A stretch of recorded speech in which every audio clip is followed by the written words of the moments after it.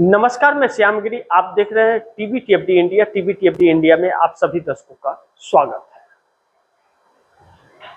बंगाल के अंदर घमासान और उत्पात, यह दो चीजें बड़ी तेजी से चल रही हैं।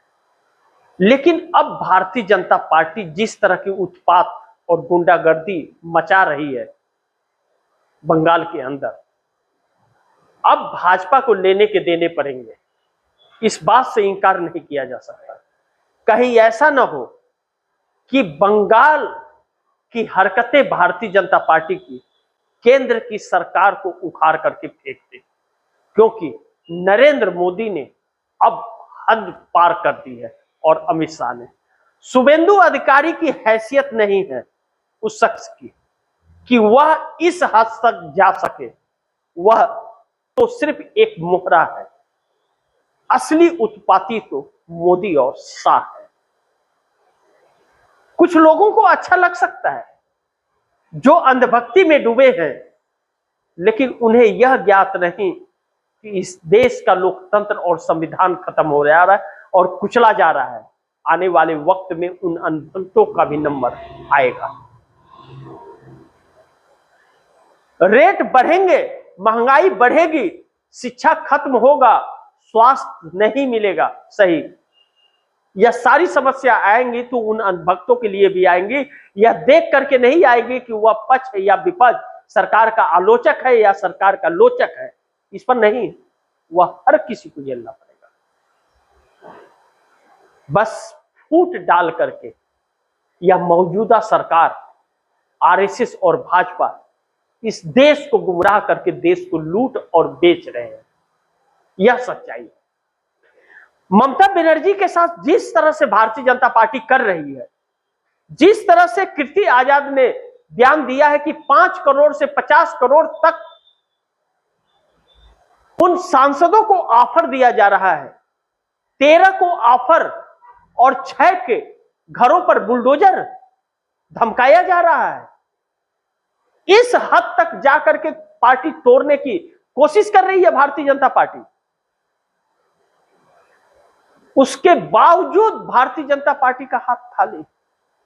जो बागी सांसद गए वह भी एक एक करके धीरे धीरे ममता के साथ आने लगे, और जब साथ आने लगे तो अभिषेक बनर्जी के घर पर रात को 3 बजे सीआईडी की टीम पहुंचती है, जैसे कि कोई आतंकवादी है क्या? राजनेता ही तो है इस देश का।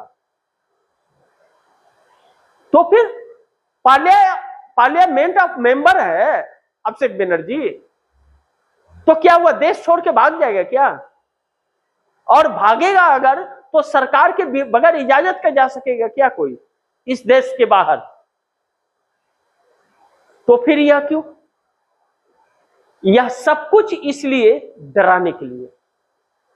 इस सरकार की एक सोची समझी रणनीति ममता और अभिषेक को तरीपार बना दे कि पश्चिम बंगाल से बाहर निकले हुआ पश्चिम बंगाल में न रहे, ताकि खुला खेल और रुखाबादी बंगाल में चले।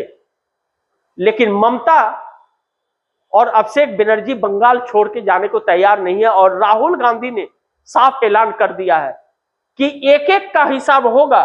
जो ममता बनर्जी और अभिषेक बनर्जी के साथ जो हरकतें की जा रही है उन सब का हिसाब होगा, और मैदान संभाल लिया है राहुल गांधी ने पूरी तरह से। मैं ममता के साथ हूं इस जंग में और इस मुसीबत की घड़ी में। लेकिन भारतीय जनता पार्टी के लिए दुर्भाग्य इस बात का भी है कि एकनाथ शिंदे और चंद्रबाबू नायडू की भी आंखें नम हो गई ममता बनर्जी के साथ यह हरकत जो कर रही है भारतीय जनता पार्टी देख करके। एकनाथ शिंदे और चंद्रबाबू नायडू दोनों ही ममता के संपर्क में हैं, और नीतीश कुमार ने तो बैठक तक बुला ली है, बैठक तक बुला ली है, और एमएलसी हो, विधायक हो, सांसद हो, सभी की बैठक बुला ली है। कुछ अहम और बड़ा फैसला नीतीश कुमार करने जा रहे हैं, इस तरह की बात चल रही है। और एक बात और कि बिहार के अंदर सम्राट की सरकार अब ज्यादा दिन नहीं रहने वाली है, क्योंकि सम्राट सरकार के साथ मजबूती से उपेंद्र कुशवाहा और जीतन राम मांझी भी नहीं है। वह दोनों नीतीश कुमार के साथ है। उपेंद्र कुशवाहा ने तो बयान तक दे दिया, जिस दिन नीतीश एनडीए गठबंधन छोड़ करके जाएंगे हम भी उनके साथ जाएंगे। यानी कि नीतीश कुमार के पास सिर्फ 85 विधायक और 12 सांसद नहीं रह गए। नीतीश कुमार के साथ 85 प्लस 4 उपेंद्र कुशवाहा के प्लस 5 जीतन राम मांझी के 94 विधायक हो गए, और एक जीतन राम मांझी के और 12 जेडीयू नीतीश कुमार के 13 सांसद हो गए। भारतीय जनता पार्टी की होश उड़ गए। बिहार को पूरा कंगाल बना दिया गया है, और जिस तरह बिहार को कंगाल बनाया गया है, 4.06 लाख करोड़ रुपए का कर्ज पहले ही है, 12,000 करोड़ रुपया सम्राट चौधरी ने सरकार बनने के बाद ले लिया, और फिर कटोरा लेकर के मोदी के पास पहुंच गए कि कुछ तो बजट दीजिए, भूखे मर रहे हैं महाराज। और यह सारी रिपोर्ट अब नीतीश कुमार के पास है। सरकार नहीं चला पा रहे सम्राट चौधरी, बस फैसले किए जा रहे हैं, ये फैसले वो मुंगेरी लाल के हसीन सपने। दिल्ली आते हैं, यहां से गुरु मंत्र मिलता है, वहां जा करके बफरबाजी करते हैं, लोगों को गुमराह करते हैं कि सैटेलाइट सिटी बनाएंगे, सैटेलाइट शहर बनाएंगे, इसको आसमान की बुलंदियों पर पहुंचाएंगे, और वेतन पेंशन देने के लिए पैसे नहीं है। एक कर्ज खाने वाला व्यक्ति एक कर्जखोर से जाकर के कर्ज मांग रहा है, जिसको खुद खाने के लाले पड़े, जिसका खजाना खुद खाली है। 240 लाख करोड़ रुपए का केंद्र सरकार पर और 4.06 लाख करोड़ रुपए का बिहार सरकार पर कर्ज है।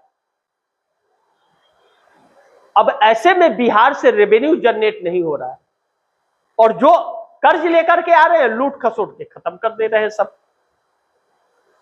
अब भारतीय जनता पार्टी वाले विधायक यह नहीं कह रहे हैं कि 4 करोड़ से ज्यादा का निधि हमारा बढ़ा दीजिए, अब तो भाजपा की सरकार है, करो ना।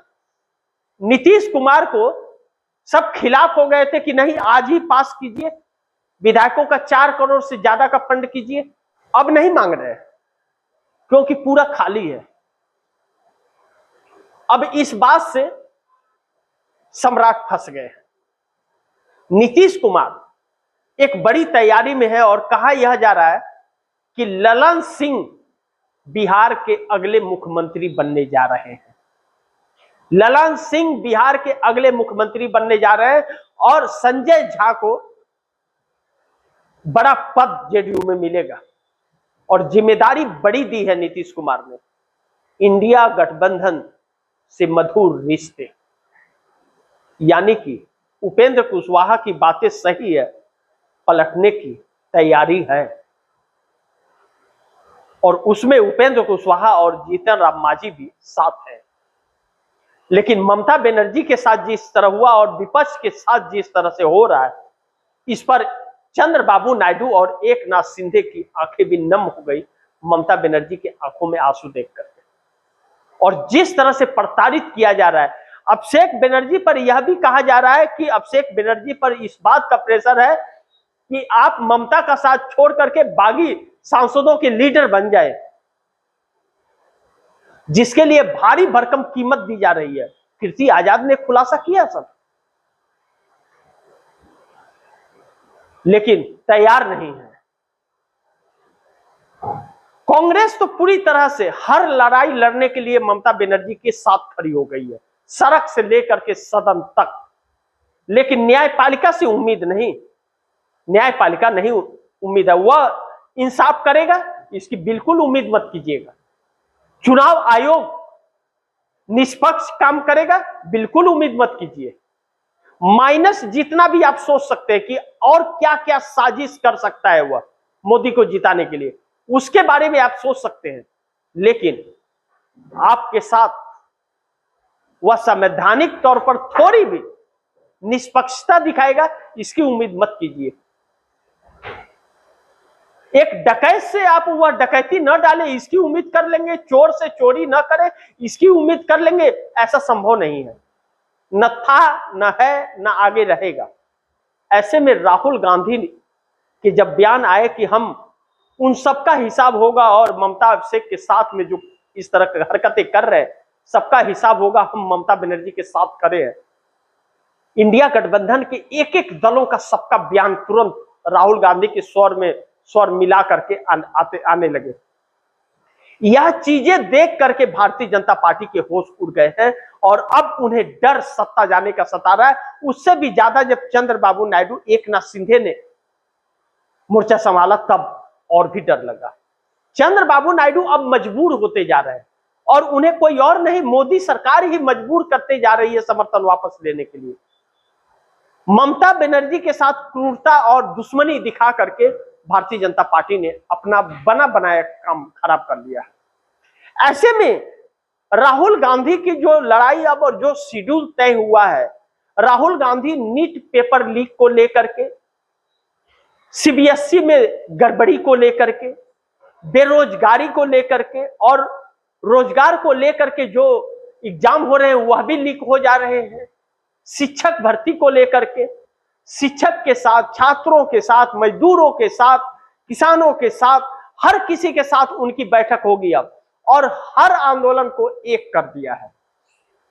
मजदूर के, छात्र के, शिक्षक के, किसान के, सबके साथ सड़क पर उतरने का और उस वक्त तक सड़क पर रहेंगे जब तक इंसाफ नहीं मिल जाएगा, क्योंकि न्यायपालिका में अब जाने का कोई मतलब नहीं रहा। चुनाव आयोग सुनने को नहीं रहा, सरकार मानने वाली नहीं है, दमन करती रहेगी। तो अब सड़क पर लड़ाई होगी और न्यायपालिका और चुनाव आयोग को अगर बात करना होगा तो सड़क पर आना पड़ेगा। फिर तो वह तस्वीर भयावह आप दर्शक अपने चेहरे के सामने एक बार कल्पना करके देखिए कि क्या होगा। जो नरेंद्र मोदी इस देश को 2 करोड़ लोगों को रोजगार देने की बात कर रहे थे, जो नरेंद्र मोदी अच्छे दिन के वादे कर रहे थे, जो नरेंद्र मोदी 15 लाख खाते में देने की बात कर रहे थे, जो नरेंद्र मोदी काला धन लाने की बात कर रहे थे, जो नरेंद्र मोदी किसानों को एमएसपी देने की बात कर रहे थे, शिक्षा और स्वास्थ्य की बात कर रहे थे, घर घर में नल में जल की बात कर रहे थे, जो प्रधानमंत्री आवास की बात कर रहे थे, वह नरेंद्र मोदी अब चुनाव लूटने लगे हैं, लोगों को पैसों के दम पर तोड़ने लगे हैं।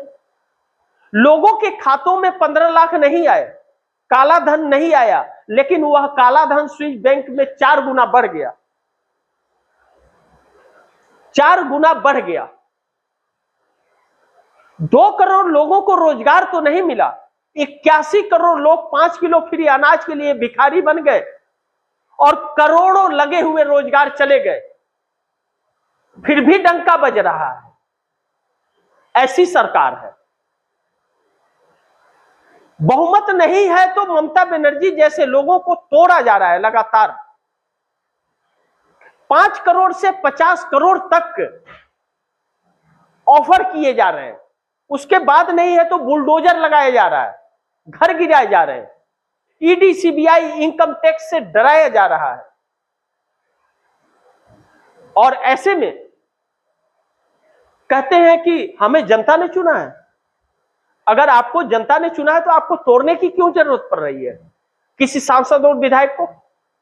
भारतीय जनता पार्टी के सिंबल पर तो वह नहीं चुनाव जीते हैं ना,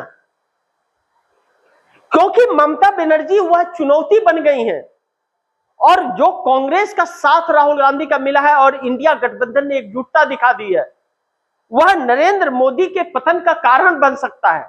यह बात सरकार बखूबी जानती है। इसलिए ममता बनर्जी किसी भी कीमत पर बंगाल के अंदर न रहे ताकि खुला खेल फर्रुखाबादी बंगाल के अंदर चले। लेकिन ममता अपने वोटरों को कैसे छोड़ के जा सकती है? कार्यकर्ताओं को 41.5% वोट परसेंटेज बंगाल के अंदर ममता को मिला है, यानी कि ममता बनर्जी के साथ बंगाल की जनता है, तो उन कार्यकर्ताओं को संकट में डाल के कैसे चले जाए जब भारतीय जनता पार्टी की सरकार आने के बाद उन कार्यकर्ताओं के साथ मारपीट हो रहा है, डराया धमकाया जा रहा है, उनके घर पर बुलडोजर चलाया जा रहा है, तो कैसे वह करेंगे? इसलिए ममता बनर्जी वहां से हिलेंगे नहीं और राहुल गांधी भी वहां पहुंचेंगे और बंगाल में भी कांग्रेस मोर्चा संभालेगी।